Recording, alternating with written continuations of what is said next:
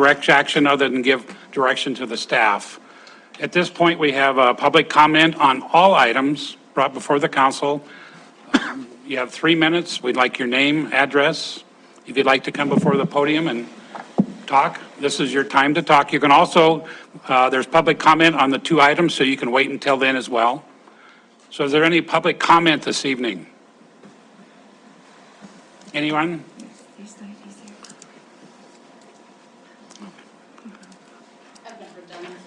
That's okay. Take your time. And your name and address, please. My name's Jordan. Do I sign this? No. You can if you want. Okay. I don't know what I'm doing. Okay. My name's Jordan Ferguson. My address, is that what I need to provide that as well? Or Just Billings. oh, okay, Billings. I'm just commenting on the Shepherd landfill, the proposed Shepherd landfill with Pacific Steel and Recycling. Hold on, I wasn't planning on just walking in and talking. Okay, so Mayor and council members, I'm here today to provide public comment on the proposed Pacific Steel and Recycling landfill, which is intended, excuse me, which is intended for concentrated automobile shredder residue disposal. Through our extensive research, consulting with several agencies and professionals, that led us to believe that this would be the first ever ASR landfill in the United States. We are concerned about how local fire departments, Montana Department of Environmental Quality, and the U.S. Environmental Protection Agency, and among other agencies, how they will respond when they find out the potential impacts it could have on our community, since there's no precedent or existing framework for handling such waste materials in a concentrated manner. Another aspect to consider, the city will be losing approximately $815,000 annually. Why will the city not work with Pacific Steel and Recycling and make it more cost-effective for Pacific Steel to dump in the city landfill? Developing a specific area in the landfill for ASR disposal could not only save the city money, but also create a more sustainable solution. Collaborating with Pacific Steel and Recycling to make dumping in the city landfill more cost-effective could be a win-win situation for both parties. The EPA has also stated that ASR can federally be used as a daily cover at the Billings landfill. This is another cost-effective solution to consider. Thank you for your attention, and let us stand united in safeguarding our future. Thank you, Jordan. Thank you. Anyone else would like to do public comment?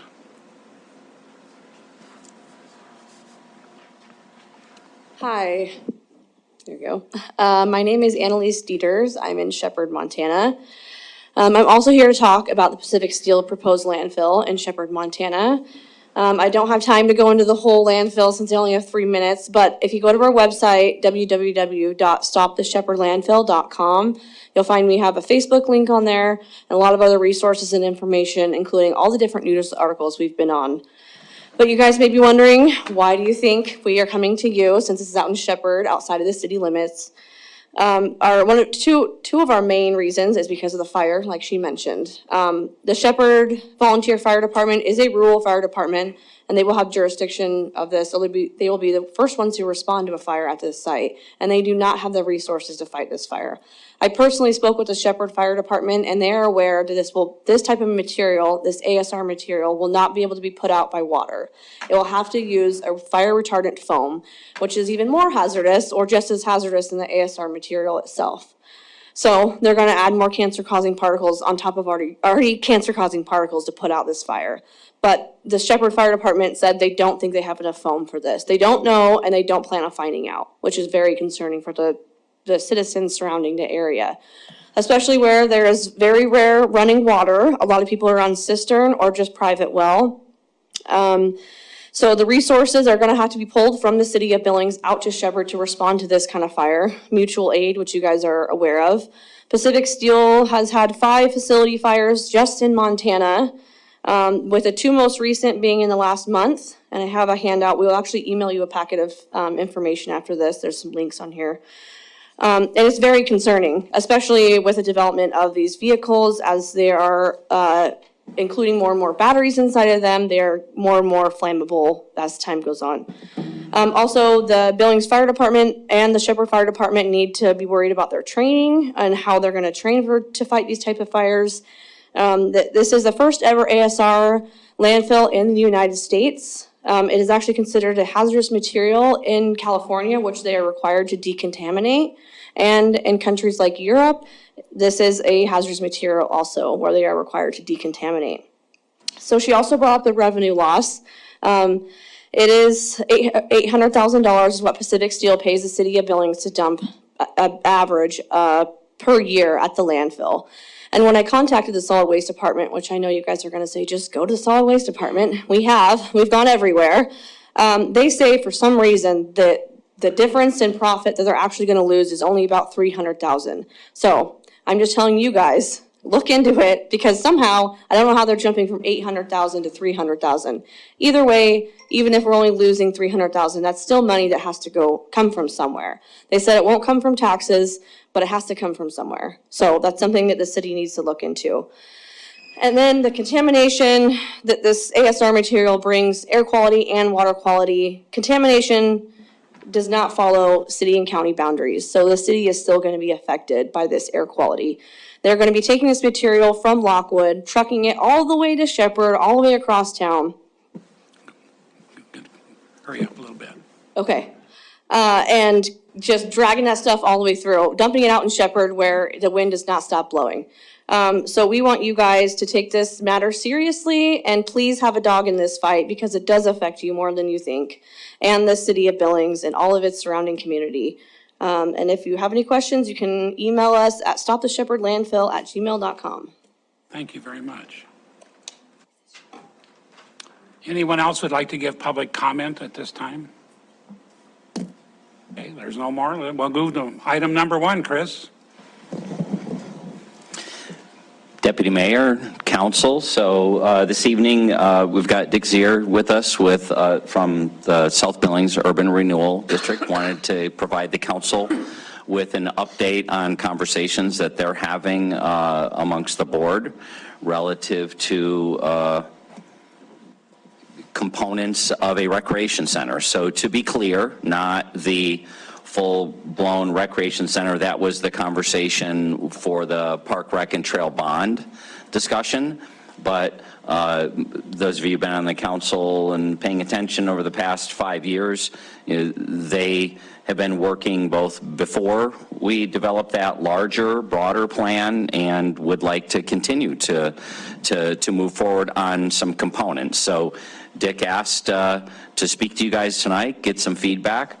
I'll emphasize at the end of the day, though, just reminder, right? The Suburra board is advisory to this city council relative to tax increment financing. All tax increment financing dollars are public dollars. And so any debt that would be taken on with the TIF ultimately will have to be approved by this body.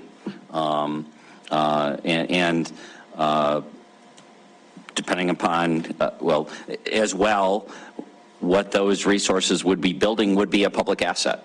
So a lot of things ultimately to work out, but we encourage Dick we want to have an open dialogue between the council, staff, and he and his board, not closing doors necessarily to what future options are to meet this very high need in our community, while at the same time being conscientious that at the end of the day, we are talking about tax dollars, we are talking about public facilities, and facilities that long-term will need to be maintained and operated either through contracts or otherwise as a public asset. So with that, I'll turn it over to Dick. Thank you.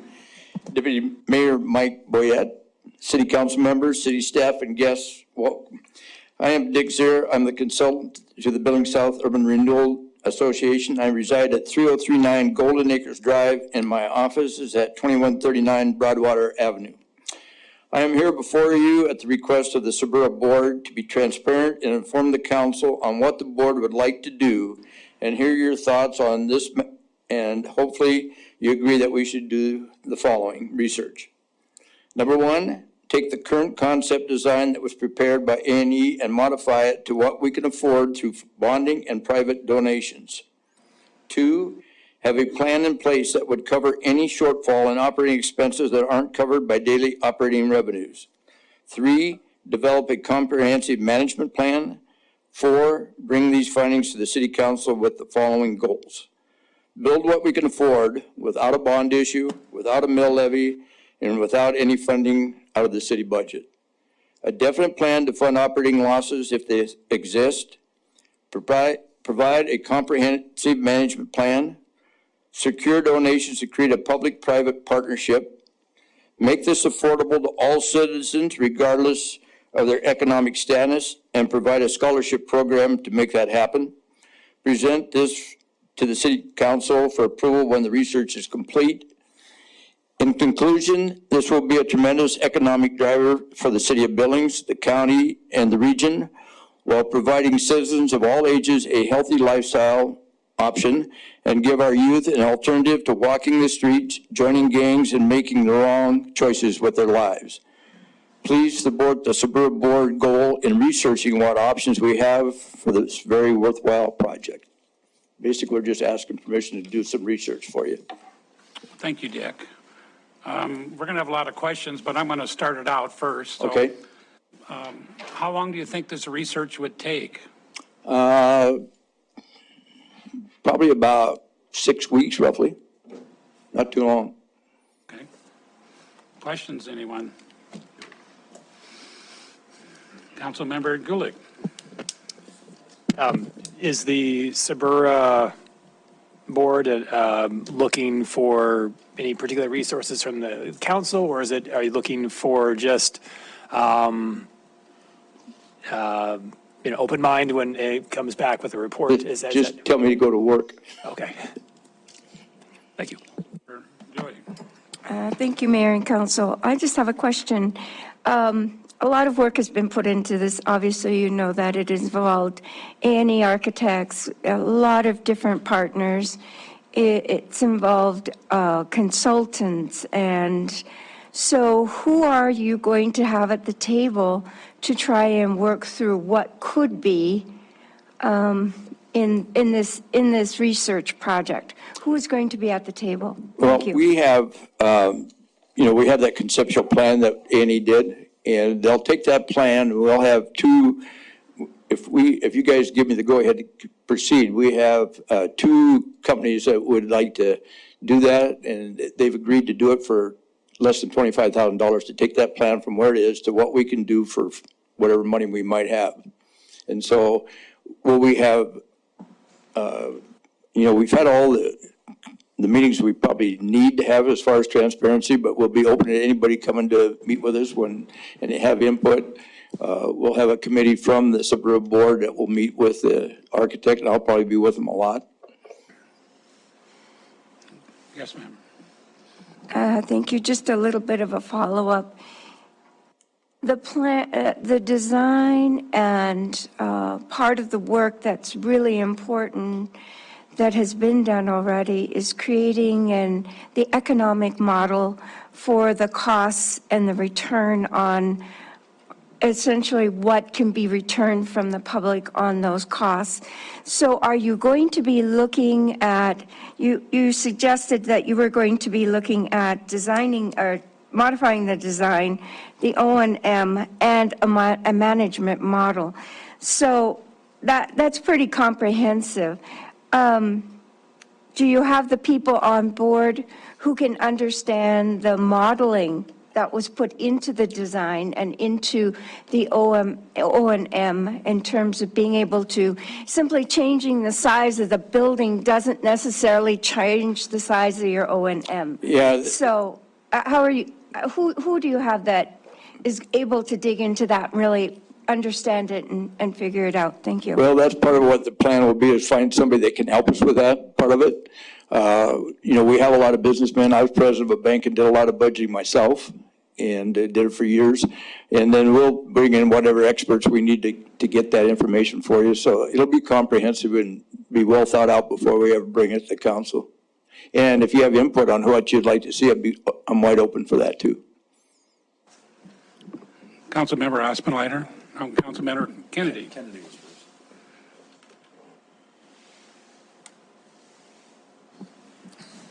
Dick, I have about 3 questions. We talked about, we went on a tour a couple weeks ago to Amen Park. They were talking about having another soccer field. Do you have money set aside to do the expansion at Amen Park? Yes, we will not use our entire budget for this project at all, because we have those kind of projects we want to do. In fact, tomorrow night, Mike will be coming to talk to me about that other turf field put in there, and also the lighting at Optimus Park. That'll be discussion items tomorrow night on our regular board meeting. And yeah, there is money in there available right now, and I'd have to ask Andy how much we have in there, but it's probably about 4 or 5 million though, isn't it? For cash? Yeah. Probably about 4 or 5 million that we have right now. So we would have money to do that if we decided to do that, and you guys decided to do it.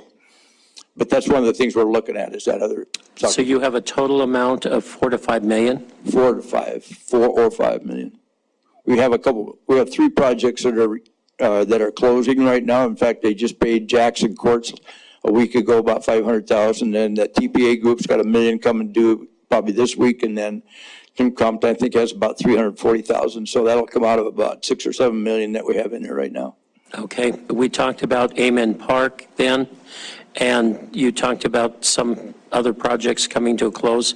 What are the other priorities out there that have come? Well, the lighting at Optimus Park is definitely one, and then we're going to continue to look at, I know we're going to get another application from a project coming probably, I've already had a pre-app from them, so there'll be some money on other projects, and we want to keep probably about $1 million for other things every year, so that we can really help that area other than this center. And then, we've helped the school. We're going to put solar lights on the Riverside Elementary. You guys approved that. That'll be coming up here real shortly. And, if we can work closely with the situation on that south side pool that needs help, they're not in our TIF district, but if, maybe this pool would, if we get that far, if we can get that much, maybe we can help alleviate that problem. So you're talking about the expenditure of being up to the $5 million? On that one that was on the news this morning? On all of these projects? One that was on this morning. Oh, all those projects? No, we'll still have a reserve. We try to keep a reserve about $1 million on hand, so that we've always got something for things we don't know that are coming to us. Okay, thank you. Councilmember Aspenlier. Thank you, Mr. Mayor. And Chris, this might be a question more appropriate to you, because it's the dumb new guy question. So is what Mr. Zier's asking for, do we have to authorize them to spend $25,000 to do study work, or is this an informational, or are we having to approve this, or what's the process here? Can you explain that to me? Sure, Councilmember Aspenlighter and Mayor and Council. So technically, no, there's not an approval necessary for them to use. There's enough flexibility in this, on the Sabura budget, that they could take on a contract to this extent. I think the bigger, more long-term issue is, we all know what the intent of where this is heading to, which is ultimately a public asset and a public set of improvements. So part of it is not wanting to get until that point when they do absolutely require council support and understanding of where the project is. We don't want anybody saying, oh, wow, why weren't we involved in anything leading up to this point? When, at this early stage, there's not an approval necessary from this body in the short term, but certainly as they get deeper into the process, there will be points in time when this body will have to be approving steps going forward. Any further questions? Councilmember Upsis. Thank you. Dick, help me understand, what are your assumptions or guidelines as you go into this project? When we talked about the large rec center project last year, it was very important that a wide variety of community needs were addressed, right? From ice to aquatics to courts to general recreation, all those kinds of things. If we talk about scaling that down, we could talk about focusing on one of those things and doing it really well. We could talk about focusing or providing a little bit of everything and not really having any kind of world-class facility, or how are those decisions of what you're going for already baked into the plan, or are you trying to find some type of plan that will fit in whatever budget you have? Yes, and answer your question, no, that is not in stone what they are, but what we would like to do is give a breakdown of what each one will cost us. You know, like 1 sheet of ice, 2 sheet of ice, 4 courts. You know, we've kind of shrunk the shrink the pool from Olympic pool to 25-meter 10 lane. I had the swimming coach from call me and actually a couple of days ago and say, hey, you don't need a Olympic pool, so that will reduce the cost. But the answer to your question is, we'll have prices of each component. We'll make a recommendation, but then you guys will ultimately get to make the decision. Okay, we're going to go with 1 sheet of ice if we can afford it. So no, it's not set in stone. Yes, sir. I thank you. I think there's a good conversation to be had in terms of, maybe we should be looking at just one aspect of it, but doing it world-class. There might be some appetite for something like that, but I don't know. I don't want to prejudge the process, but I wouldn't want to rule that out. Say we can do aquatics really well, and it'll fit within the budget, but we're going to have to find different approaches for the other pieces, or everybody can get just, kind of some of what they want. Everybody will be a little disappointed, but a little bit happy. Well, like you say, we need to know what each one of those components are going to cost, and then we'll have to make a decision of which ones we put in. Okay, and just public opinion probably plays in here as well, right? We saw this last year with the surveys that were done. Is in some ways the public opinion or needs were out of whack with what the sustainability or the operations was, right? General aquatics raised higher in terms of needs, but obviously their O&M costs are much higher. Whereas ice was a little lower, but could be more self-sustaining. How are those things going to be balanced, and what's your goal there? Well, the goal is to get an operating budget. We might have to hire some help to get that, to see what each entity will cost to operate and what kind of revenues are projected and that type of thing, to see, okay, which one's going to be closer to break even or break even, make money, or is one I'm going to be a complete drain on this budget, and all that kind of things. Those are decisions that we'll have to look at, and that's part of what we want to do. One last question. Do you have any vendors or partners already picked out in terms of who you're working with to do this analysis? We've had a lot of conversations over the last couple of years with a lot of different groups that would love to come to the table and build these things or be involved in these, and they've kind of got their own motivations, those types of concerns. But are you going to go through some type of public RFP process to select the right types of vendors to help with this analysis? What's that look like?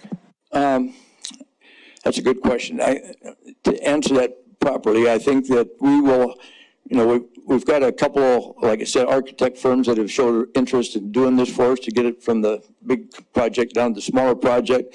And then to find out the operating costs, we'll have to look and see what's out there to do that. A lot of architects have somebody that they contract with and bring in with them to help with the operating. I think Collaborative Design, they're here tonight. I don't know if they can answer that question, whether they have somebody on staff or not. I know that the one down the street here, they do have those on staff as part of their architectural thing. So, but that is very important, is where each one, what it's going to cost to operate, what kind of revenues to project, and we'll have those answers before we come back.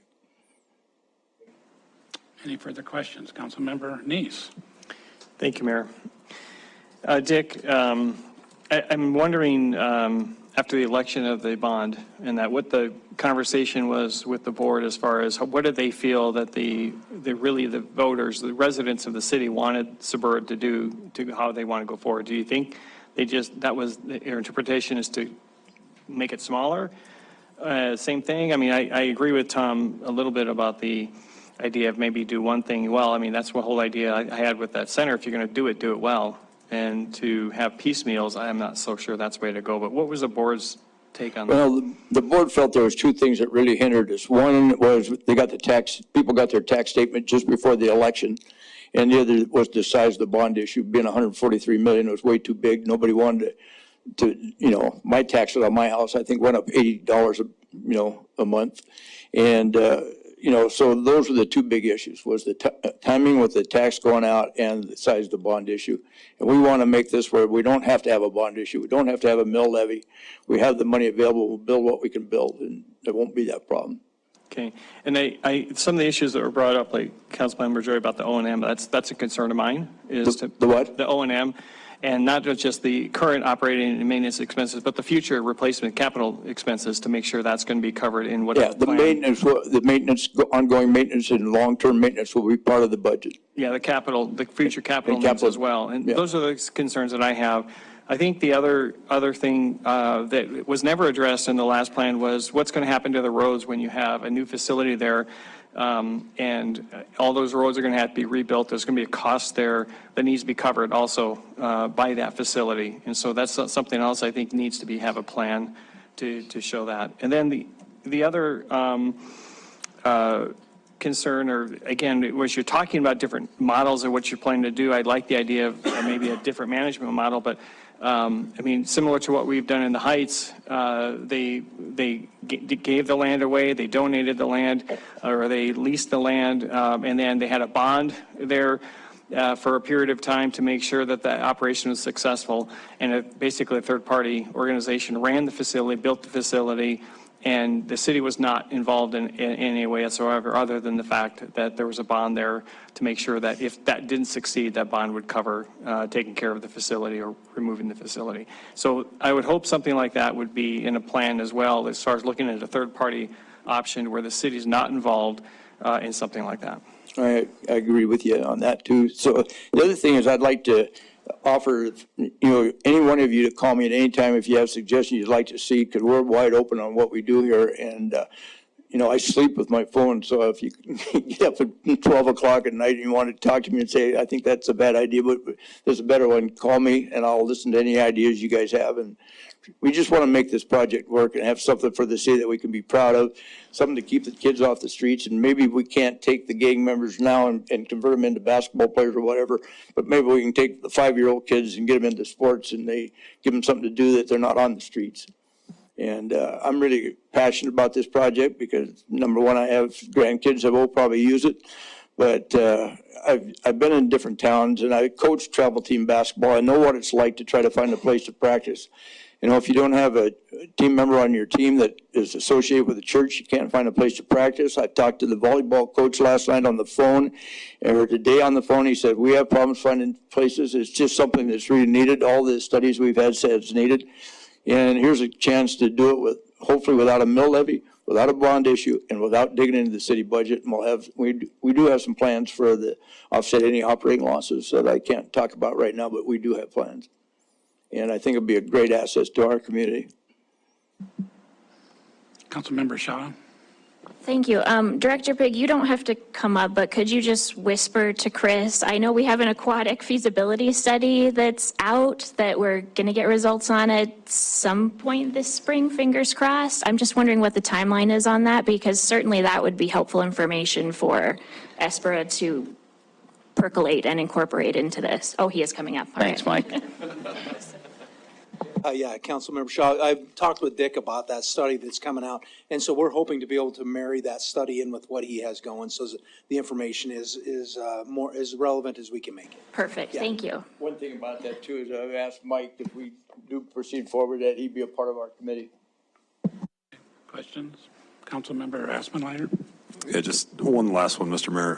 Mr. Zier, as you're looking at this and looking at the facility, I would hope that you're looking at this in a way that it can be expanded upon in the future. If we're going to pare it down, can it be done in a way that it can be added on to Absolutely. and expanded Yeah, as feasible in the future? And that would be a big part of something that I would be looking for as well.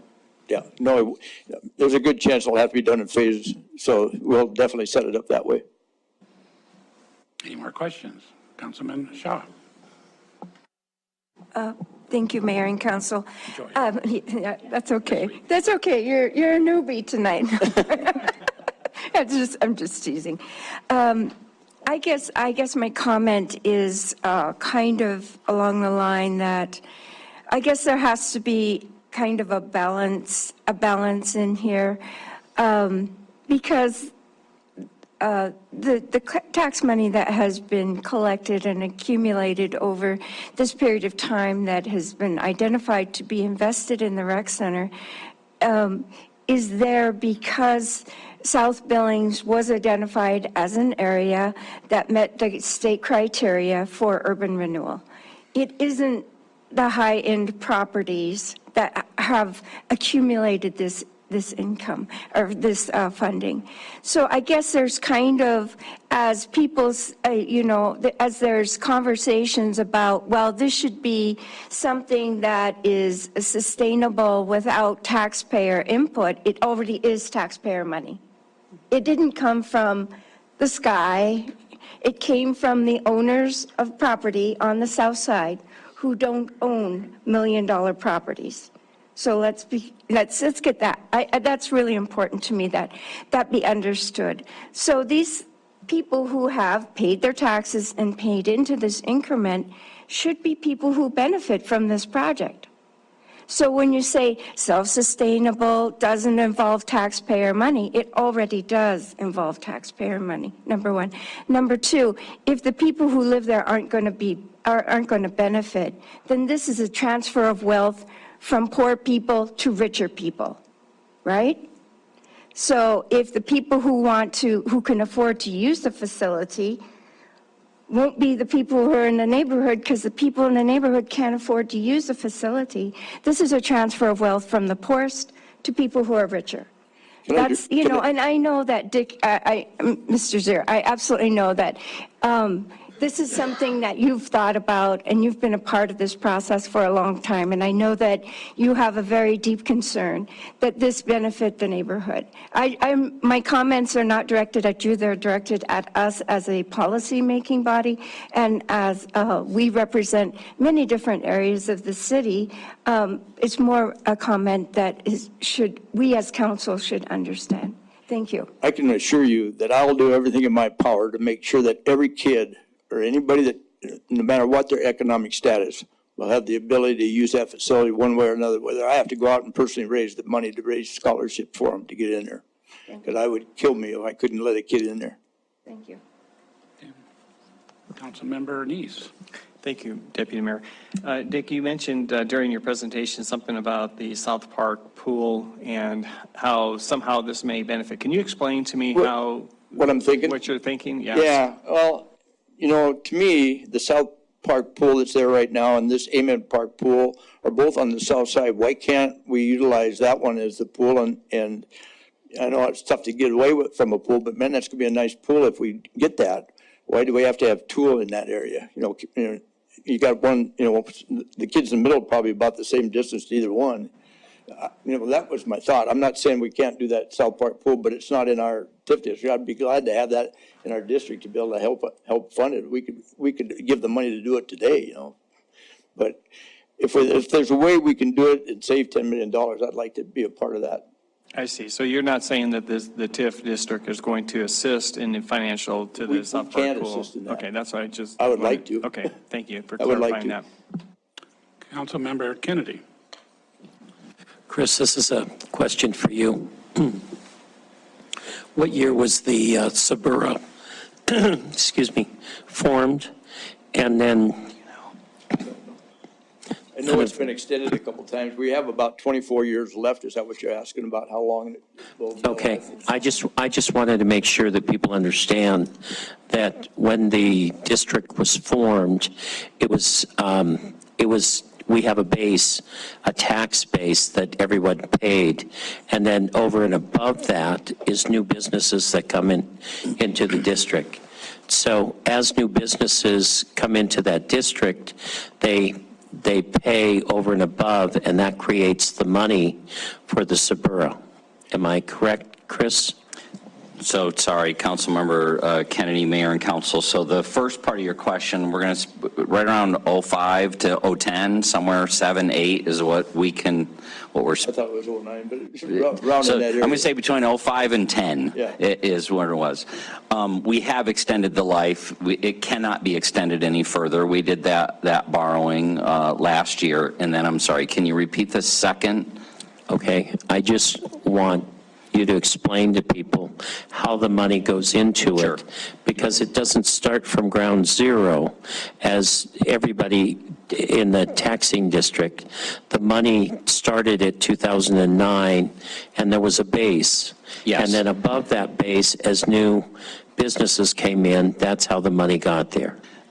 Correct, Councilmember Kennedy. So essentially, the way I think of it, the one avenue is a picture was taken, or a snapshot was taken in '09 or at the starting year, and they call that the base year. So if it was generating, just to keep it simple, $1 million in taxes that were going to the school district, the city, the state of Montana, the county, if that taxable value continues to go down, then each of those entities all take a hit because their revenue is going down.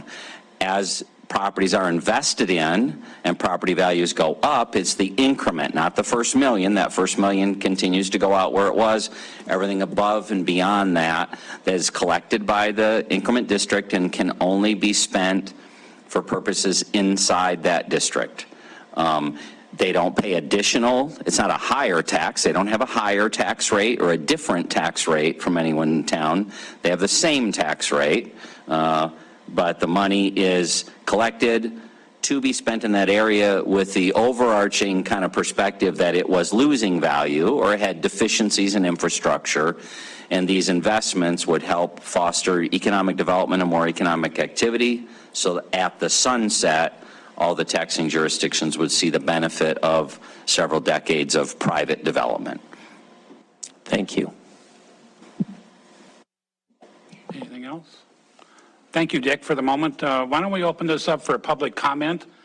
Anyone like to make a public comment on this last item? Please come to the podium, give us your name and address, and you have 3 minutes. Hello, my name is Dawn Giffens. I reside at 3126 Harrier Lane, Billings, Montana, 59106. I'm here to represent the aquatics side of the effort that they are trying to do to get something in. And I want to address a couple of things that you guys specifically said. During the A&E Architects' original design, there was a smaller scaled version. It went up to the Olympic size. But there was also some inputs that we gave to try and keep the O&M costs down that have been proven and exercised around the United States. One of those is just the basic design.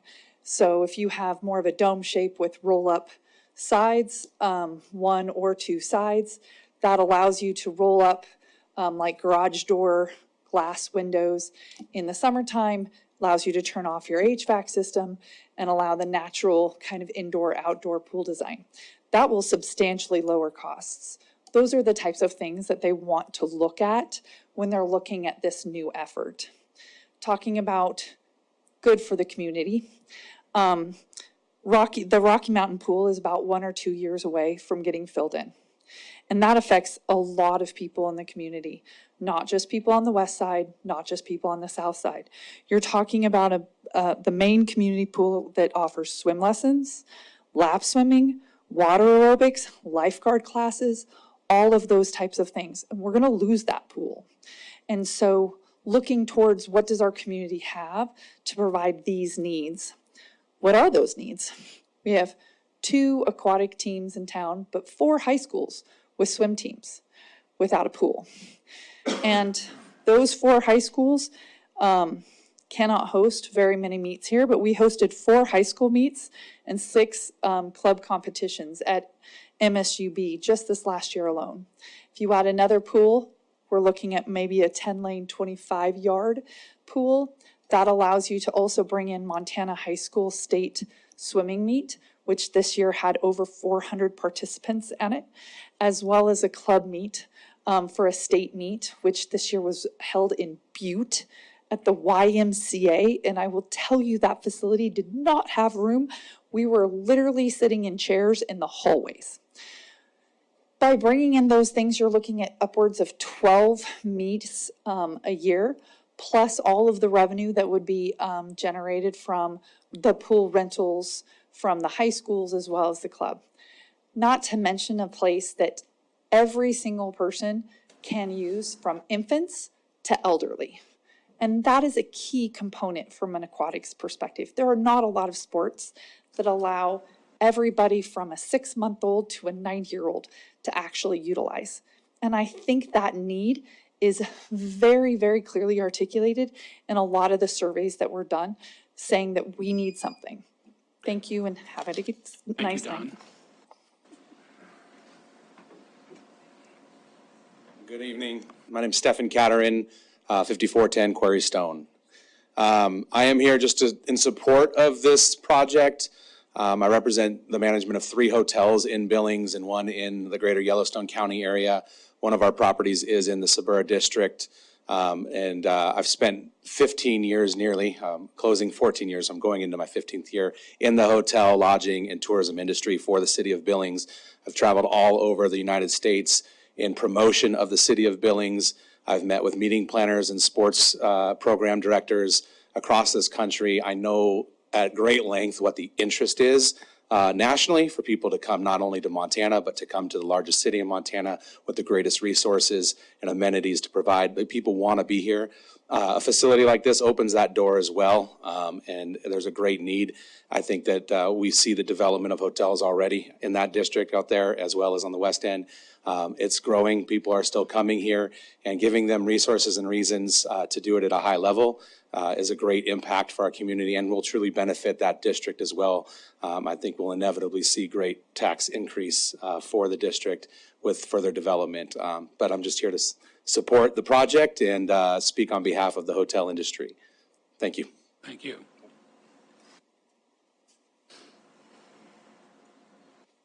Good evening, Council. My name is Evan Decker, 815 South 27th Street. I'm here on behalf of the Billings Chamber and Visit Billings. Visit Billings and the Billings Chamber will continue to support ongoing projects that center around sports, tourism, and community growth through new facilities such as the one discussed tonight. Furthermore, Visit Billings and the Chamber want to ensure Billings has the appropriate and competitive world-class venues that serve both the community and the destination as a whole. At this time, we cannot formally endorse anything. A plan first a plan and a pro forma must be brought before the TBID and the Billings Chamber Board before we make any sort of formal agreement or endorsement. That's all I have for tonight. Thank you. Thank you.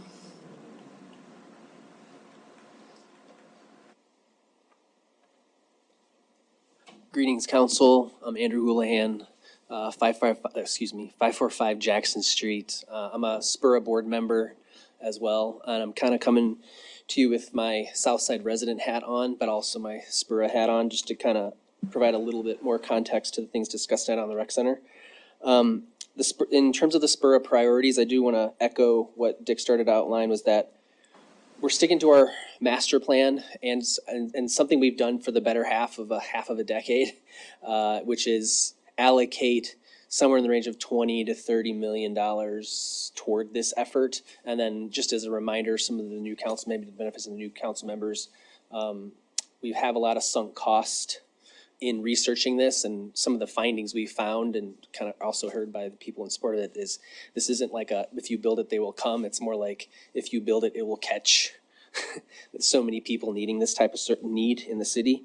And then in general, we are going to still, I just want to double down on, we're going to keep this, our goal is to try and, we're steering Dick to kind of guide us to a path where we're allocating like approximately half of our annual budget toward the bond that will help fund this magnitude of a project.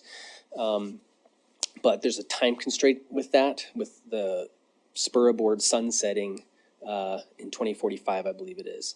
So with that, each year that goes by, so there is unfortunately, we're in a place where, you know, when we started this many years ago and formed a sports subcommittee, we knew the clock was there, but now we're just 3-4 more years down that path with that much less to make something happen. So unfortunately, time is of the essence.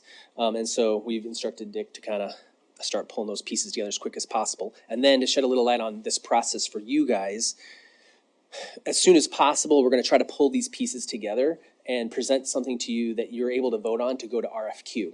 And that would be the formal process where you vote in the coming months to approve a design team to get on board, and I would expect this round, the previous round where we had A&E selected, there were only 2 firms that applied, and for a project of that magnitude, it's very unusual. And I've already heard, just being in the industry, there's going to be at least 4 firms interested this time. So better competition, even with the restricted budget. So the goal is not to reinvent the wheel. Stick with A&E's plan and all that public input and keep all that there. Just refine it with the realities, the Billings realities. Like, we're not Denver. We're going to stick to the Billings reality of this is what we can do for how much we can afford. And then as a Southside resident, I live on 540 Jackson Street, really close to there. And improvements to the South Park pool or this Amen Park underdeveloped property just is a huge boost, at least. I think it'd be a huge boost to the perception of the South Side. It brings a lot of traffic to that area, and A&E's reports have kind of justified why this is such a great location anyway for the city. So, and in general, super excited about it. Let me know if you have any questions as well. Thanks. Thank you. Mr. Nelson. Kevin Nelson, 4235 Bruce Avenue. So this isn't an oddity. The steering committee actually considered this what would happen if they just went to bond, didn't pass. The steering committee said, well, let's go back, resize it, and start over with a smaller project and re-engage the community. In my opinion, I think that's why we failed. We may have never got it passed, but there was never community engagement. The Suburban Board, they had their little meetings every week down there, never open to the public. You've already heard comment. Well, the Suburban Board is deciding this. Well, if you don't engage the community, the council, a steering type committee of all the user groups in a very open process, you will fail again because people won't have the confidence that the right decisions were made. They were only made by a few people, and this is what you're stuck with. The steering committee worked really well because it was a large group of all the people. Anybody that wanted to be there could be there, and it worked well. I think you're sort of in a tough spot because the clock is ticking quickly here. I mean, you're going to go from a 20-year bond to a 19-year bond to an 18-year bond if you drag your feet, and those costs are going to get beyond what you can actually cover. I would propose that we lean into this as hard as we can lean, and all of the revenue from that TIF district goes towards this bond at the beginning. We max it out. I don't know what that max is. It could be 30, 40 million at least. The incremental value that'll come from projects into the future after this is built, then you can fund your projects that you want to do. But you take all the revenue, I mean every nickel out of that place, and you put it towards the bond, showing that in a good faith effort that we're going to put everything we got, but we're going to expect the community to come with us. We sat at numerous TIF meetings. I did, been to all of them. Originally it was proposed, you get us the land, we've got the money for the facility. That was the aquatic people. They said, you get us the land, we can't find any land, you get the land, we'll bring the money to the table. The ice community was the same way. If you get some land, we've got foundations, we've got all these stuff that can contribute, but they were never given the opportunity because all of a sudden it goes to bond and no one got engaged. I think that if you had a base facility, the user groups knew that they got one shot at this. You're going to get one shot to come up with some money to either fund the ice, the second sheet of ice, the bigger pool. In my opinion, I think there's some money in Billings, and I think that people will come forward with that money knowing now that this is what it's going to take to put that facility in the ground. It's going to take a private partnership, but they understand what the rules of the game are now, and I think you're going to see a probably more invigorating private sector now, knowing that, you know, here's our only shot to get a pool, our only shot to get a new ice, only shot to get some courts. But after years and years of this. I've got some more, but heck, we've got a lot more 3-minute comments we'll be able to deal with. But I would strongly urge a very open process. Matter of fact, if you go look at the agenda, the Suburban Board has never discussed this. You go to the Suburban Board, you zoom in. Have you seen them discuss anything in the last 2 meetings on the rec center? For coming here. For coming here. But they've said they've already discussed it tonight. So, and this is the process. I mean, are you going to be comfortable with a few people making some decisions and coming to you going, hey, we got an idea? I don't think so. Let's wrap it up, Kevin. That's all I got. I'll come back later. Thank you, sir. Thanks. Anyone else like to come forward? Okay. Well, I guess we'll close the public comment, and I guess, Chris, do we need to, as you said, do we need to formally give a attaboy, let's go for it, or can they do it without us? What, any recommendation? The clearer this body can be, the better, because, right, the work that people do going forward, they can look back on and know what direction was given. Now, you're not being asked to say yes or no tonight, other than if it is a no relative to your concern about ultimately these public dollars, how is it going to be taken care of, that kind of thing. People want to know that before they spend weeks and months figuring this all out. I think there's no requirement for any action. As I said, they can contract the $25,000 to move forward, but your clarity on how you want Dick and the board to approach this, knowing it's going to come back to you, is helpful for staff as well as them to make sure we're closer to meeting what your guys' expectations are. Thank you. So, council, any thoughts? Councilmember Neese. I think a lot of people expressed their opinions here well tonight, and I think the Suburban can get that. And I think the other thing is, we can direct staff, but I think we're overstepping our bounds if we start making motions to direct boards and commissions outside of that. So it would have to be, if there was any direction, it would be to staff only, not to the TIF board itself. Okay. Anyone else?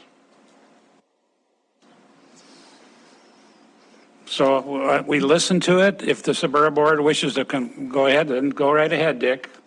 My personal opinion is I was kind of, I'll say really honestly, I was kind of opposed to this because of what happened in the mill levy, but Councilmember erupts us by saying, could we do something really good? Maybe not do 3 things, but do one really good. Kind of intrigues me. So for the sake of $25,000, if you came back to the council with great ideas, then we would have something to vote on, yes or no. And I guess that's what we're going to depend on you to come back with, some good ideas and solutions to the problem. So any other comments? Councilmember Gulick. Yeah, I think there are some people who complain about, the city does all these studies or city and beyond, but we never implement them. And I think the studies can yield results that are really helpful that you decide, now we know that the information we have, we decide we don't want to proceed because of that. I think studies can be very helpful. I think it would be useful to know what some other options would be. So I just want to ensure that our requests that they be done in as effective a manner as possible. I guess maybe understanding this could be a higher conceptual level, and then if that helps yield some information that we want, then we can zero in further in more detail. It'll help us orient us that way. So I think it's a good thing to be pursuing. Councilmember Kennedy. I would just recommend that when you do come back and you look at the O&M costs, you have some legitimate ways that it's going to pay for it. I think that's what I heard a lot we heard a lot that the O&M costs were going to be picked up possibly by this group or this group or this group. I think it needs to be really concrete, because really right now the Parks Department doesn't have the money to run it. We don't have the money to run it, and so it needs to be something that really we can tell the people in the city of Billings that it will be self-running. Thank you. Anything else? Okay. Well, that'll conclude number one. We'll move on to number two. Thank you, Dick. So, Chris, what do you think? Thank you. Is it up to Laura now, or? Yes, so thank you, Deputy Mayor, Mayor and Council. So Laura Maddox is going to be presenting the 2024 through 2028 Transportation Improvement Program. So we've got the work session conversation tonight, and then a week from now in the packet that you've got also in front of you or with you, it's the approval of this document moving forward. So with that, I'm going to turn it over to Laura. All right. Good evening, Deputy Mayor, Council. Happy to be here. So this is, the Transportation Improvement Program is a program that outlines our federal funding for the next 5 years within our Billings Metropolitan Planning Organization. So a little bit of background from this. So some of the projects you've seen come out of this right now, since about 2017, we finished up the Bench Boulevard project. That was our last big urban project that we did with these types of funds. These funds are a direct allocation from federal highways that come to us every year. From 2016 on, basically, most of our funding has gone towards the Billings Bypass project. The governing bodies came together and said, this is our number one priority. We're willing to allocate the next 5 years of urban funding towards that project, and that's how we move forward. So that's why when you see these tips, that we call them, come to you, a lot of times there isn't any new projects in it. A lot of times it's updates on what it's cost to do the Billings Bypass today. And so this is a very fluid document. You will see amendments come through for this document because projects change, projects get updated with funding costs. We add projects, projects drop off. So you'll see these tip amendments come through periodically. So let's get going here. Maybe.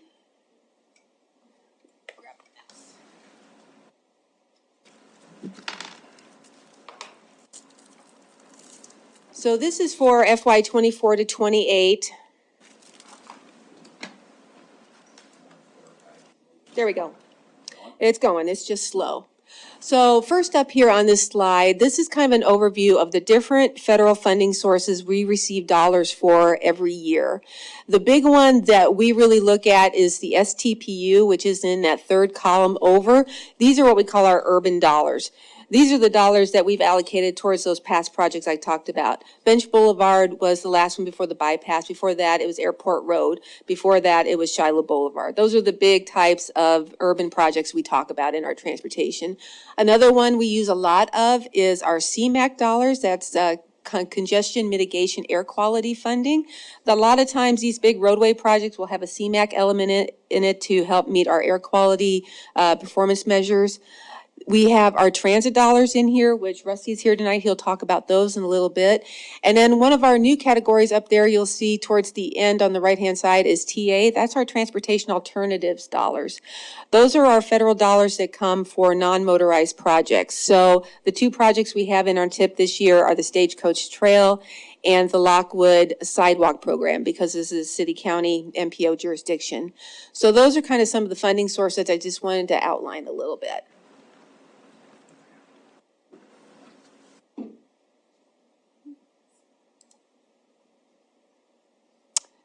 Come on.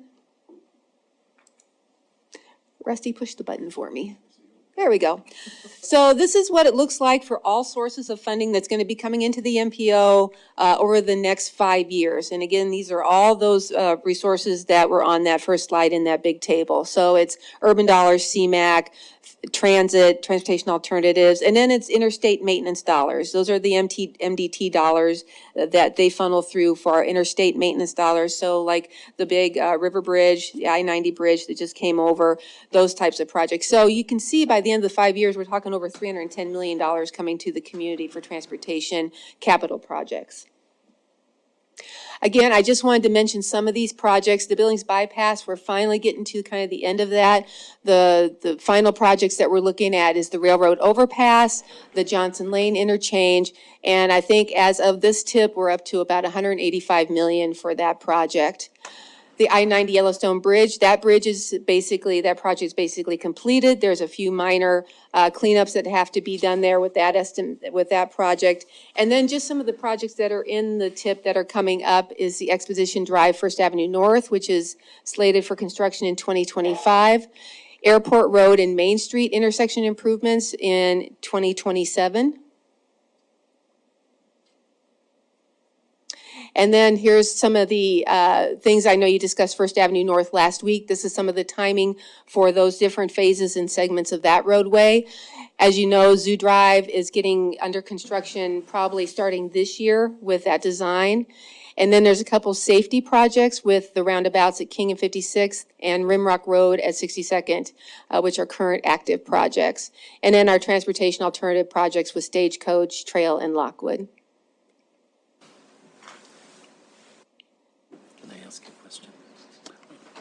Did you want to finish your presentation before any questions, or how would you recommend we go?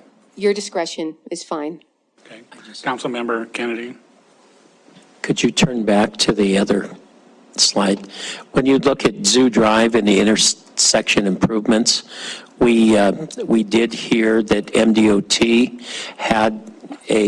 was planning on doing that project, but it was like $7 million. Does that come out of here? It does. It does. I would have to look at this specific table where this project is programmed, but it has a funding source within this table. It's just, I just have to find it, but yes, it would come out of this funding. Not our urban dollars, not our urban dollars. This is different funding. This is, Through this MPO funding here? mhm. Okay, so that money is already programmed when they were talking about it a couple months ago? Correct, yes. Okay, thank you. You're welcome. Councilmember Gulick. Thank you. I guess I'm heartened to see that the First Avenue North reconstruction from Broadway to Division is actually a calendared, at least when I last spoke with them, they said, it's going to be after 2027. Is this the schedule in there, is that for design or is that for, okay. Yeah. So not construction itself. Councilmember Gulick, Deputy Mayor Council. Yes, so a lot of times when you see these projects in here, that's the initial beginning of the project. That might be right-of-way acquisition. It could be preliminary design work. The reconstruction, however, that I saw in here was scheduled for 2026, but we'll see how the timing goes with design. Anyone else? So I'll turn it over to Rusty to talk a little bit about what we're going to see for transit. Good evening, council members. So on the Met Transit side, it's a little less extensive as far as the tables go. We did make a couple changes from what you're used to seeing in past years, specifically on the 5307, which is the annual apportionments that we get generally for operating costs at the Met.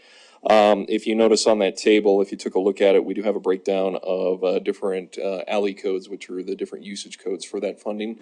It just more clearly spells out what portions we're anticipating using for preventative maintenance versus general operating versus ADA paratransit supportive services.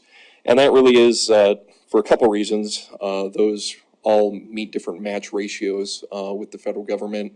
Preventive maintenance and paratransit services are an 80-20 match, so only 20% local is required for those.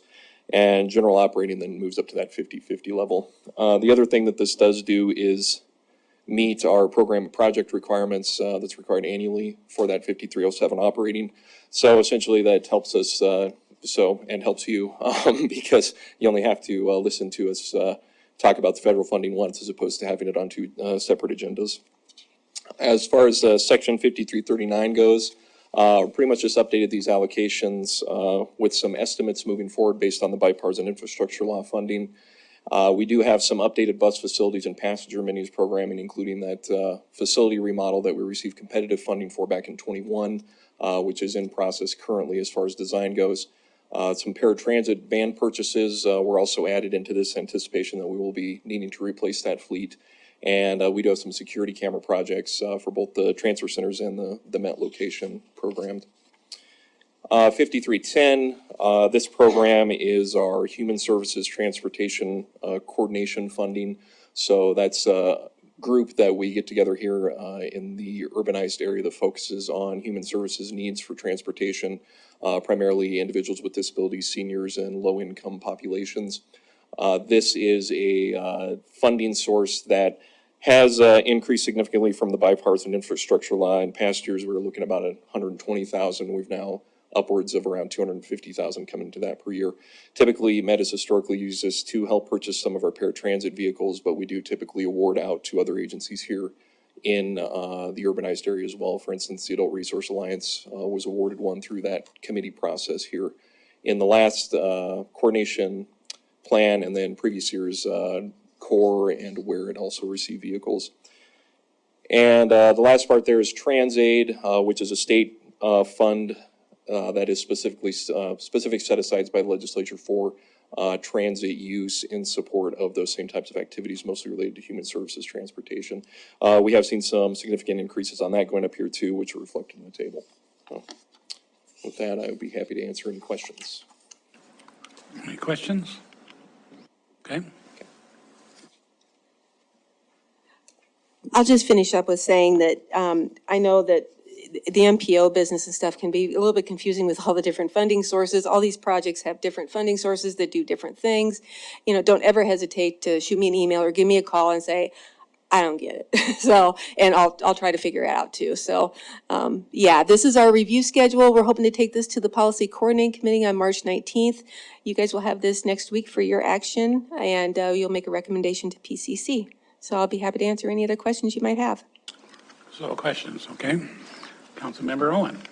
Thank you. Well, I'm not ashamed to say I don't get it. So let me just ask a question. Given that this is multi-jurisdictional, sort of multiple funding sources, is this the type of planning document that would be appropriate to consider the bridge over Expo Drive?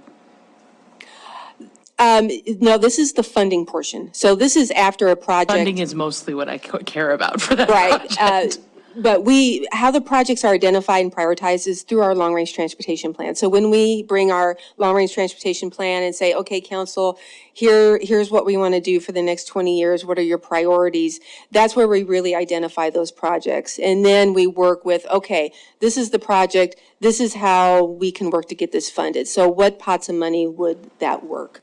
Is it a transportation alternative program for non-motorized, since it's, really to provide that connection over Exposition? Is it a safety project? Is it part of the overall reconstruction of Exposition Drive? Is that something we could incorporate into that? So it really starts kind of with our long-range transportation plan and moving from there. Because I'm concerned we don't seem to have a mechanism to overcome the sort of jurisdictional you first that we're having on Expo Drive, which is the city going to move first? Is the county going to move first? Is the private sector going to develop? Is Metro going to upgrade? Everyone's just sort of in a staring contest, and I'm looking for something to move that higher on the priority list. Councilmember Owen, Mayor and Council, yeah, that's always the challenge, is trying to get all the jurisdictions on the same timeline that works, because what MDT might have money in 5 years for it, but the city has capital improvement money they can spend now and maybe not in 5 years. And how do you get all those moving parts to fund a project together? It is difficult. And the best time really to do that is really doing either our long-range transportation plan or with the capital improvements is to look at those. And we're hoping, now that we have some release of some of those urban dollars, we can start doing more of that collaboration with engineering and city council and the county and MDT to coordinate those projects. We anticipate our next big project will be, even if you look in the CIP, there's urban funds called out for the Grand Avenue connection from Shiloh to 62nd. Those will be primarily our urban dollars. And we'll be banking that for that project. And then the 21st Street underpass, we're getting ready to release an RFP through the MPO to look at a study to get that guidance and that information, that data, so that we can give that to engineering to set forth with their project that they want to do for the 21st Street underpass. Thank you. Councilmember Aspenlighter, and then Councilmember Neese. Thank you, Deputy Mayor. Laura, specifically about the 21st Street underpass.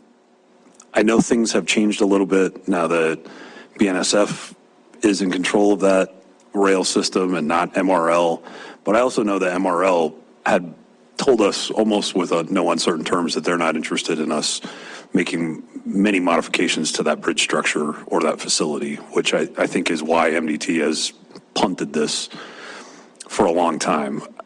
Has that condition changed now with BNSF in control? Or how have the conversations been with BNSF before we start spending a bunch of study money on a project like that? Council member, mayor and council, yes, I'm not aware that anything's changed with them, but I don't think we've actually been in contact with them yet regarding this project. I think what will happen is as we get into the project development with this review, we will be working directly with them. They will have to be on our stakeholder. I don't anticipate, no, they're not going to come in and say, no, you're not going to lower the bridge. You're not going to touch the bridge. But we really want to look at on either end, what can we do on either end of that to maybe make it a little bit more of a better connection for us. Yes, sir. And I follow up, and this is just a comment, and I guess it kind of goes to the same thing. Like, I really hesitate getting way out over our skis about a project like that. Not that this is that, but it's, it's in the discussion now. That we start spending money on something that we don't know whether the railroad's going to be on board with or not, or that we know what the railroad will be on board with. And that seems to me like something that our staff can figure out before we go hire a consultant to go spend money coming up with feasibility plans and studies and those types of things to say, hey, here's what we want to do here. It would make more sense to me to find out from the railroad, what can we do? How can we fit inside a box that you'll be on board with before we go get out over our skis with a study that comes up with results that we may or may not be able to implement or may not be agreeable to BNSF. I mean, I get concerned that we do that quite often. And I hope, I guess, that we don't do that here when we can have those conversations on our own without a consultant with BNSF. Councilmember Aspenlighter, I agree that I don't think that's an issue at all with staff giving a call to our representative that we talk to about projects that we're doing and saying, hey, we're getting ready to look at this study. We really want you guys at the table. Be open and honest with us. I mean, if you're going to come and say, don't touch anything around our bridge, that may change, at least our study then may look at what are our alternatives then for that underpass that we can move forward with to make it a safer connection. But definitely we can reach out to them. Councilmember Neese. Thank you.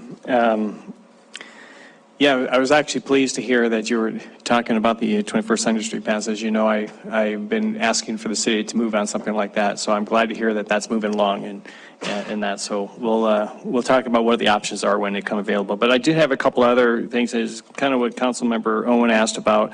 You mentioned that the new funding is there for some pedestrian alternative traffic, and so one of the things that happened was the Skyline Trail was built. There was modifications to Airport Road, Zimmerman Trail. They built an underpass underneath the Zimmerman Trail, but when they redid the roundabout, they didn't plan ahead for a future pedestrian trail underneath Highway 3 there.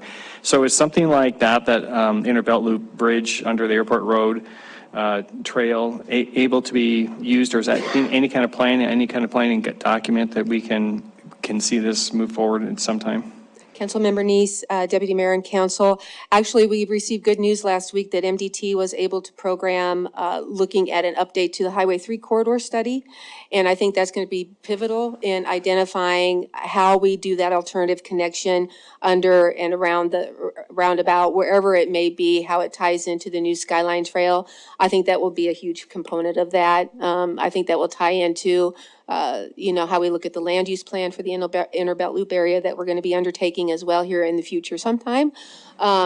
But yeah, I think that's a good opportunity for us to look at that. And then we can look at how we program. I think we can use multiple sources in the future. When we look at that, I think there's an opportunity for transportation alternative funding. I think there's an opportunity for potentially some safety funds to go towards that, because to me it is a safety issue, getting people safely from one side of highway through to the other side to access the, not only recreational trails, but it is also a commuter route. We want to make sure that if people are using it for a transportation system, that they can do it safely. So yes, that will be a good place for that. Okay, and then Deputy Mayor, I have one more question for you, Laura. Is the airport and Main Street intersection, and I attended several meetings there a year or so ago, and there was a lot of upset people about how some of those plans were going. So is the planning finalized on that, or are they still working on? I think the idea was to kind of hold off until the bypass got done, do another traffic study, see how traffic's going along, and then come back to that project and see what can be done. Is that still the game plan, or? I think so. I think so, to allow that opening up of the Billings bypass, to allow, so you can bypass some of that traffic, either by going via Bench, or hopefully we'll have the inner belt loop then, inner belt loop, also another connection. So I think that is why they push that out, and also to establish the funding mechanism for that. Okay, thank you. Any other questions? Any more presentation, or? Oh, I'm done. I'm done. You're done, okay. Thank you. Thank Well, you, let's Council. go to public comment. Is there anyone in the public who would like to comment on this presentation at this time? Mr. Nelson.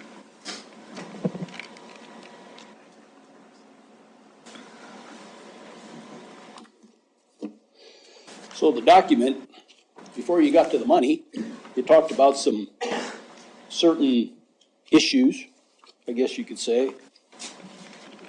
One was, well, let's talk about air quality consistency. Total suspended particles. Oh, here's an article, effects of breathing diesel exhaust. So we sit in the intersection, and you got the guy with the modified diesel pickup that ripped off the exhaust, the catalytic converter, and defeated the engine emissions, and then blows black smoke on you and fills your cab full of diesel smoke. Now, we have laws against that, but we can't seem to get them enforced. Maybe we could put some benchmarks in there and say, hey, why don't you guys work on some of these other problems that the plan identifies? And performance measures is actually an item that's listed in your thing here. Safety. We talk about safety. Well, here's an interesting article, just in the Billings Gazette. What was the article? Speed, speed, speed. Jay Nelson from Montana Highway Patrol. Now, when we did the safety mill levy, we were going to get a traffic division. Do you think the streets are any better since the mill levy got put in? Hell no.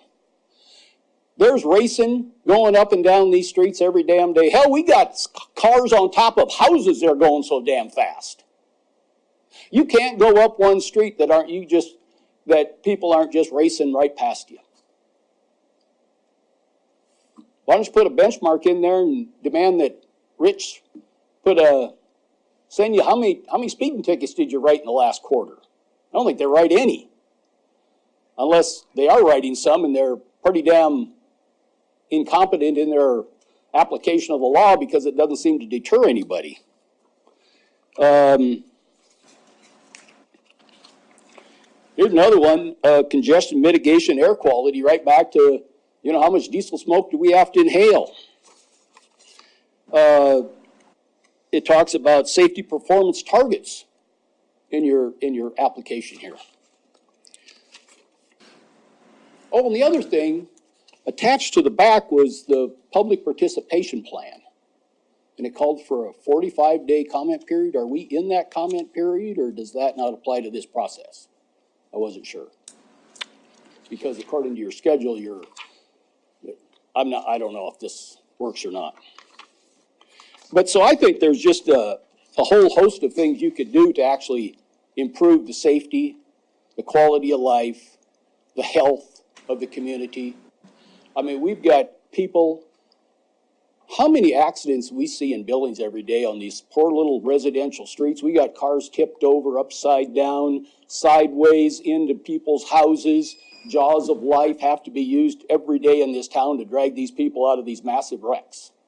And we don't seem to have any concern about the maim, the death, the pedestrians, the people that have to suffer through this because of really what I consider a real lack of enforcement of some laws that all are already in place that this body could implement into this plan to demand some performance standards from your police department.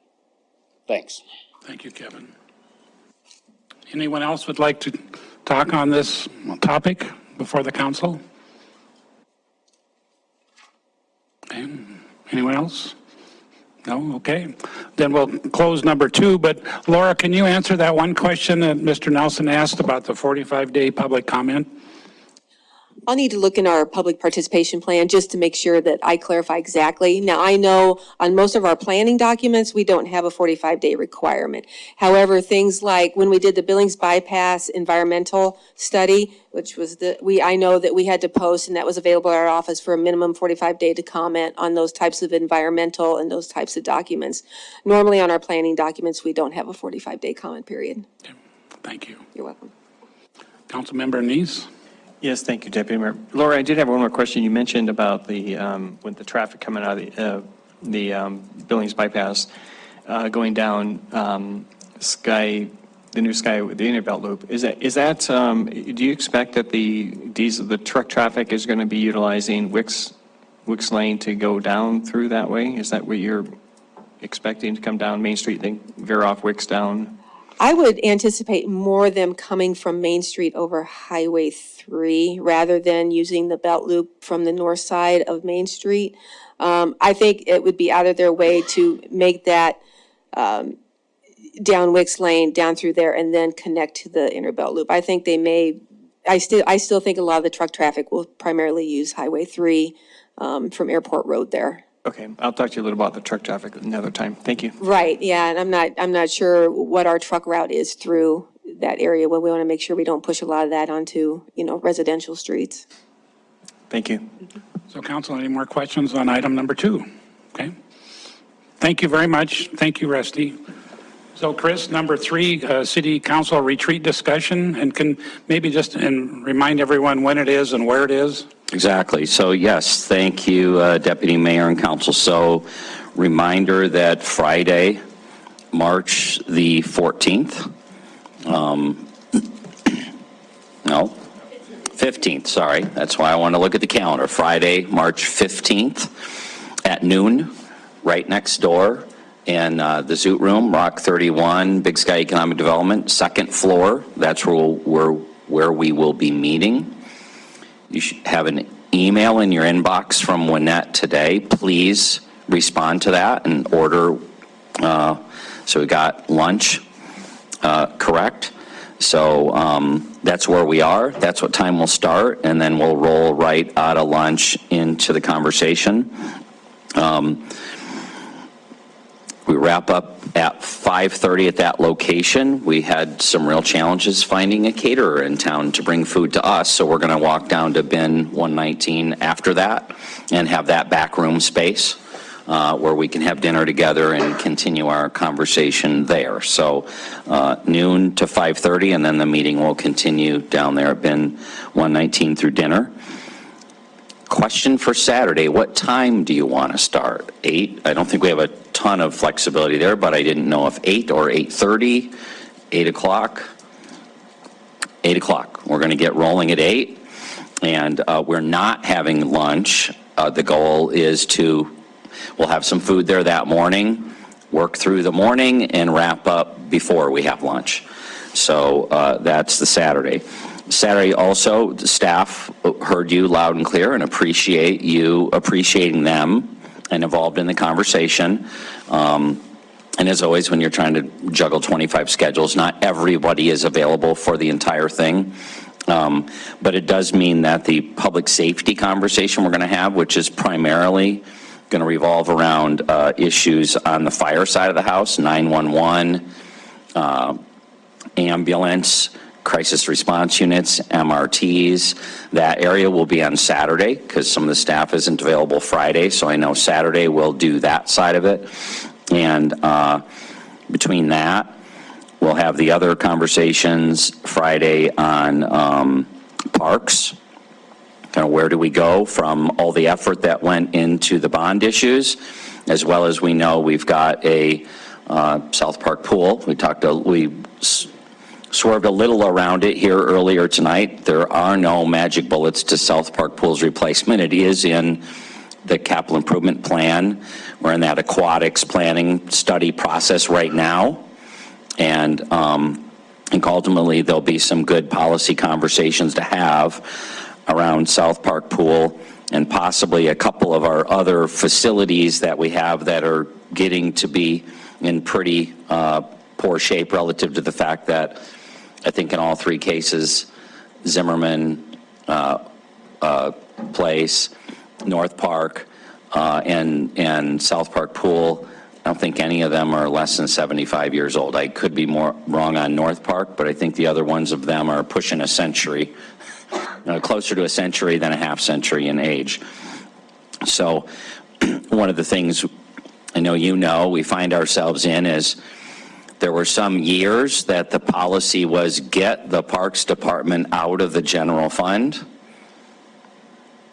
We are squarely back into the general fund with where we are, and so, it didn't take our new director, Mike Pigg, 15 minutes to figure out, oh, guess what? Now, every time we need something in a park, we're standing having a conversation about police and fire and parks. So there's a lot of good policy conversation to have there. And then the built environment or these transportation discussions, how's the transportation network? How does its design assist with redevelopment, infill development, and edge development, all of which are going to take place. So though we are preparing for those conversations. I don't think there was anything else. I'm clearly missing something that Mr. Neese has got on his mind. And so just working off of my notes here. So that's what we're working towards. We are also working in several of these areas. We've got packet materials, particularly I think on the fire side, as well as on those areas with parks. It's going to look more like a council packet relative to you having background information ahead of time to review as we get into those conversations. We're just trying to make sure we keep the dialogue around policy. Deputy Mayor, glad to take any advice you guys have as we continue to make our way forward for the retreat. 15th and 16th of March. Councilmember Neese, Councilmember Kennedy. Thank you, Deputy Mayor. Chris, maybe I missed it when I was hearing what you were saying, or maybe you thought you said it and I skipped over it. But anyway, you talked about the public safety for fire and stuff. Did you mention public safety for the police? I didn't mention public safety for the police. There's some conversation whether there are components, I haven't seen it yet, the budget for the Family Justice Center. That may be an area to hit at a high level. But so much of the police side of the equation we have presented to you and is really locked into the budget process. This year when we get into budget, how do you want to allocate funds? Now, we can broaden that. Yeah, I think we do need to have it. My concern is as was here tonight, is I don't think we have enough traffic on the streets. We've had conversations about what type of levels we need in police officers to make sure we have traffic as well as detectives and properly staffed. And so I think there's a lot of there, yes, we're going to wait, we're going to do another update of the CPSM report, but I think between now and then, there's some things we can do or should be able to do to really impact crime. And I think that's really important. We have those officers there to talk about that and find out what are those options. Councilmember Kennedy. Chris, I had asked that we also look at affordable housing piece and possibly any of those open areas on the south side?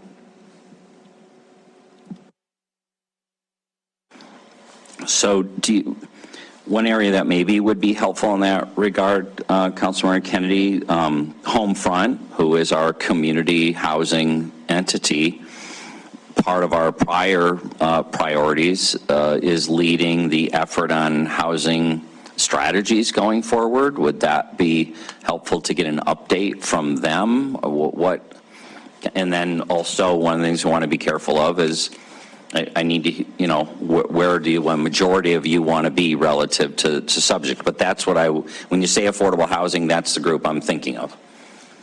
What I'm looking at is areas that we own property, that we would have an opportunity to look at that and look at any of the nonprofit entities that do the building of affordable housing units, that they would, what type of policy do we want to go forward with, to work with them to interest them into building in these areas that need housing. And if Deputy Mayor, if I could continue, and thank you, Councilmember Kennedy, you're reminding me of a conversation we had about some lots that your understanding were city-owned, kind of on the south side. So I've not gotten a confirmation of that, but that's one of the things I've asked for, and we can report back on. Any other questions? Okay.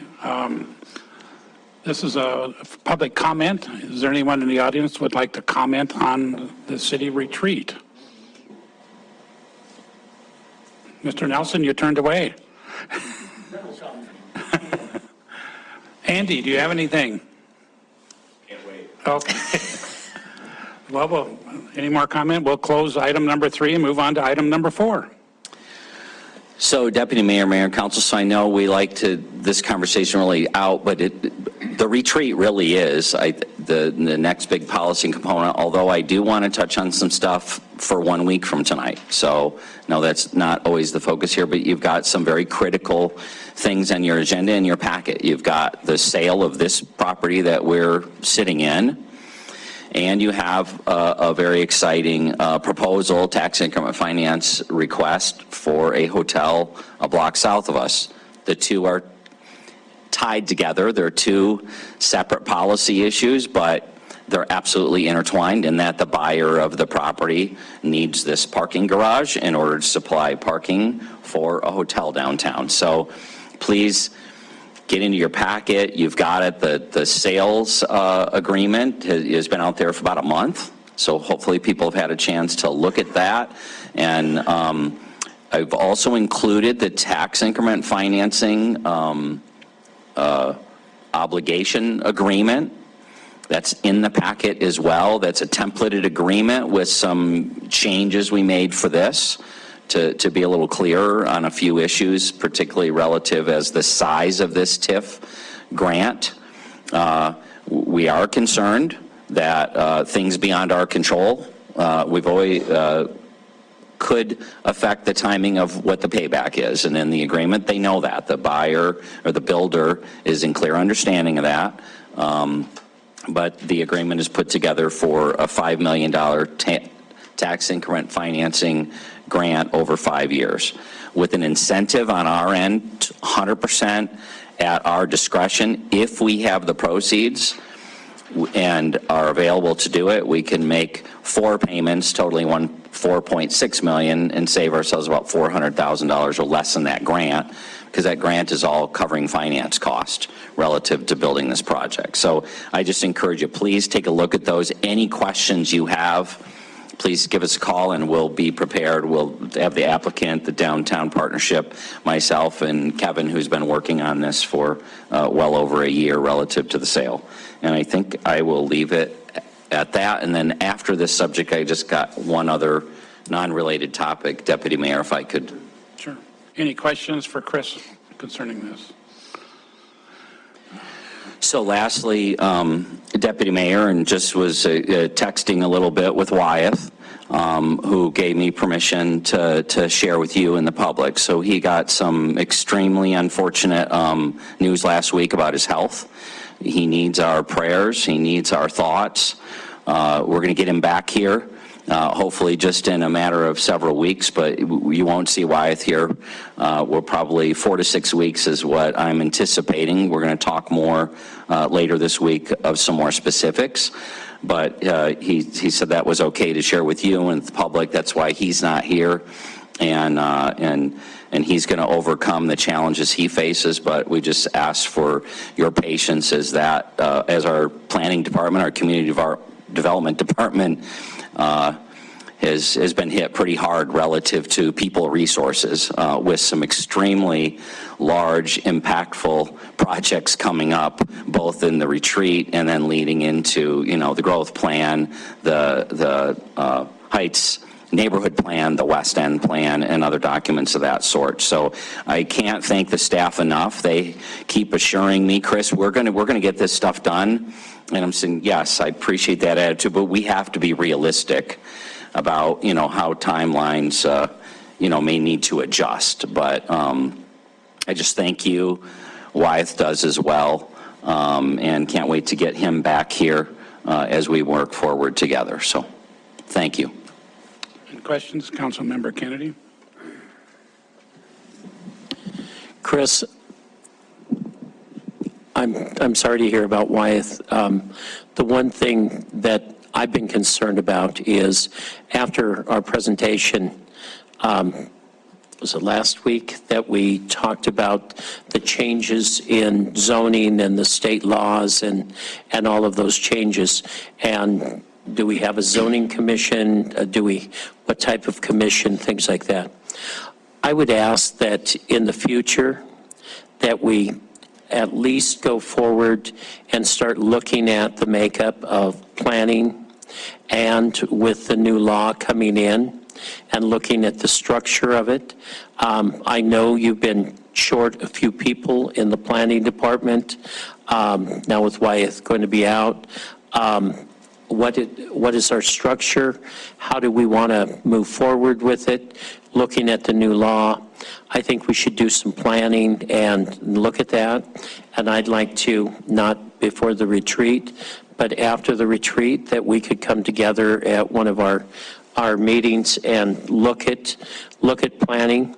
Maybe we have too many pieces under the planning roof, and we need to look at other areas that we could put a few pieces off. There's a lot of ideas out there, but I think the board would be interested. I would hope that we look at that and how do we make the planning department even better than it is. I'd like to hold these comments to council discussion. I'd like to finish item number 4 first. Is there any public comment on item number 4, which is agenda items for council interest? I don't see any, so we'll close item number 4. Now we'll go to council discussion. Councilmember Owen. Thank you. I'm going to have a couple items just very quickly. So Chris, per that last comment, who's the acting director now?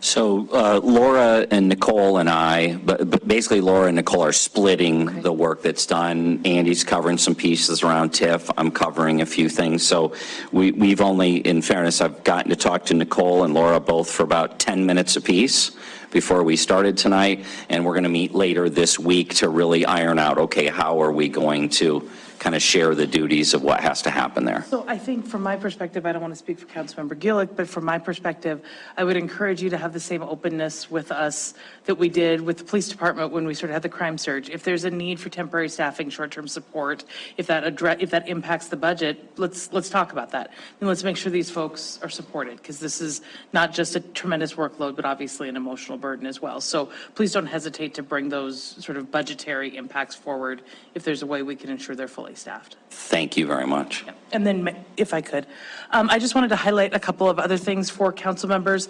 I don't know if everybody has seen their Yellowstone Valley woman yet. I was hoping to mention this when there was more people here, but this is our own officer, Katie Nash. Tremendous spread in here about as I'm understanding, the Northern Lights Family Justice Center, which is a lovely name.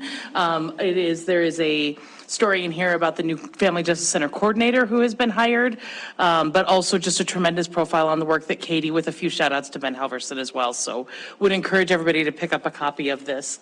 And then lastly, just more as a courtesy, I wanted to mention that I attended Saturday night and saw Councilmember Gulick as well at the Big Brothers Big Sisters Gala. And at that event, they had these cards on the tables that mentioned how long some kids have been waiting for mentors. So we have a 6-year-old who's waited 193 days for a mentor, a 7-year-old who's waited 203 days, a 10-year-old who's waited 691 days for a Big Brother, Big Sister, a 15-year-old who's waited 746 days. So just some really shocking numbers that indicate how much we as a community need to come alongside the juveniles and the children in our community. This, to me, is a critical crime prevention strategy. If there is anybody listening who has thought, what can I do to help make a safer Billings? I think youth mentorship is where it's at. I hope we talk a lot more about it here at council, but this really impacted me, this waiting list for these little kiddos who are just looking for someone who can be their person and walk with them through some tough times in life. So wanted to give a shout out to the organization and also to encourage people to start cleaning up that waiting list if we can get some volunteers in the community. So thank you, Councilmember Wyatt. Anybody else? No more discussion? Well, this is the time now for public comment on non-agenda items. Come on up if you want to talk. You've been waiting patiently, so we want to get you in. Bill Kennedy, hello. I know you from high school. Hello. Thank you for your time, ladies and gentlemen. Could we have your name, please, sir? My name is Denver Slater. I'm just a citizen. Got, a couple of comments. I hear an awful lot here about public response and budgets and mill levies, et cetera, and all are very relevant needs. But are we aware of the fact that our crisis center, our Billings Crisis Center here in Billings, is so underfunded that they will allow, or can only allow, 13 individuals or 18 per night on a mat this thick on the floor. They get served perhaps a top ramen in the morning, in the evening, clothing that is so mismatched that your socks have holes in them. I know, I've been there a bunch. Marcy Neary and that staff, to their credit, are outstanding for what they do, for what little they have to work with. She and I have talked repeatedly about why the funding that goes to the hospitals and the medical care center, why we can't get just a little bit more, just that much more. For that crisis center in Billings, Montana, that's the best we can do. We have the finest medical hub in 4 states right here. And the best we can do with crisis prevention is a cracker box as big as this room. It's better.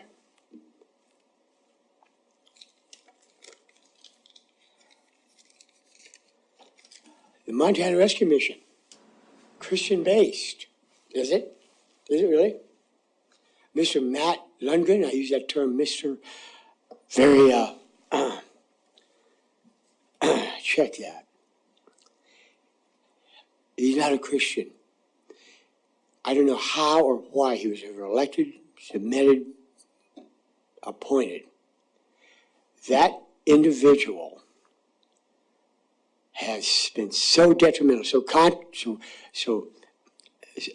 counterproductive to what that organization should be about. It's despicable. Do you know, I lived there, I worked there years ago, homeless. They have an industrial-sized kitchen in the basement that would rival Applebee's, that we used to serve 3 meals a day to the public. One for the individuals that stayed there, lunch and dinner all the time. We had a head chef, a saucier by the name of Stewart from Australia, that is now at the St. Vincent de Paul trying to put that thing goddamn back together. And Mr. Matt Lundgren shut it down. You cannot get a meal from the Billings, Montana Rescue Mission. You can't get one. We used to serve the public. We used to have the homeless people depending on that meal at lunch and at dinner. Done, just because he snapped his finger. Why? Why would he do that? Gets better. There was a hygiene facility in the basement of that center, half the size of this room, that the physician assistants at the doctors for the homeless, the healthcare for the homeless, went to. We depended on that. They were there twice a week or once a week, on a Wednesday or a morning, for women's hygiene, baby care, preventive pregnancies, diabetes, professional women that enjoyed and wanted to work in that facility, in that environment for their needed people. And he shut it down. Bang, quit, nothing. I have talked to those. Okay, why don't you hurry up and finish up, please?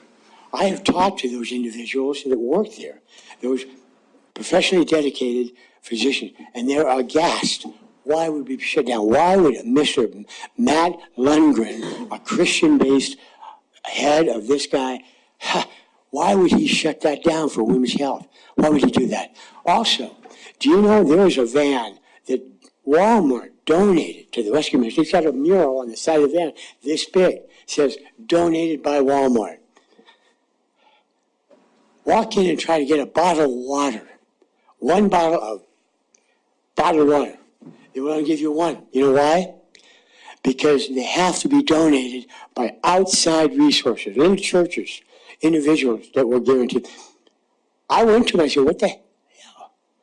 I'll bet you $1 to a dime, ladies and gentlemen in this committee, that if they drove that van that said Walmart, dedicated to Walmart, I'll bet you the Walton family put a pallet of water in that goddamn van for that mission. Thank you, sir. Thank you. I bet you they would also include socks and underwear and things like that in the Christmas time. Thank you for hearing me. Thank you. One other point. Our law enforcement community, we talk about budgets and $1 million levies and whatnot. The law enforcement people in this town, why can we, or how can we accept the fact that they are running on junk tires that are retreads that are hideous? They run to protect us, and we can't protect them. Thank you. Very much. Mr. Nelson. Kevin Nelson, 4235 Bruce Avenue. Since I'm here, I'll get my money's worth. So there was. Thank you. Thank you. So there was comment earlier about a decision that'll probably get passed tomorrow night at the TIF about the soccer field at Amen Park, putting in another lighted soccer field. Now, at the last meeting, I said, why would we funded the first one 100%. The taxpayer, the TIF paid for that. So I said, what's the difference between you're going to do a rec center and expect the ice, the aquatics, the courts, all that private participation to come and help you out with your this rec center? Why aren't you just telling the soccer community, said, you know what, we built the first one, it's the second one's on you. Because if you live down there, if you've ever had any kids in soccer, you know how busy that place is. You're telling me that that group of soccer community can't raise the capital to build their own field? They can. We always get I think we use Amen Park. It's not Amen Park. It's Amen Soccer Complex. It's not a public park per se. I mean, you just can't go down there and decide you're going to have a picnic someplace in that park. I mean, you'll be gone in a few minutes. I mean, it won't take them long to throw you out. You can't. Hell, Saturday morning, why don't you gather up a bunch of kids and go play soccer down there? I bet you don't last long because they've already got, and rightfully so. I mean, it's a well-used, well-oiled machine down there, but at the same time, they've got enough people down there, they've got enough capital resources that they could fund and should fund their own new soccer field and treat everyone the same, just like you're going to want to have to treat the community on the rec center. So if I don't make it back and that comes before you, take that into consideration, that say no, go back to your user groups, let them participate, back to your comments about shifting wealth from one community to the other. I mean, look at the people that come down there. They ain't got enough money to pay for a $1.5 million soccer field? Really? So, thanks. Thank you, Mr. Nelson. Anyone else? Any further council discussion, anybody? We're done.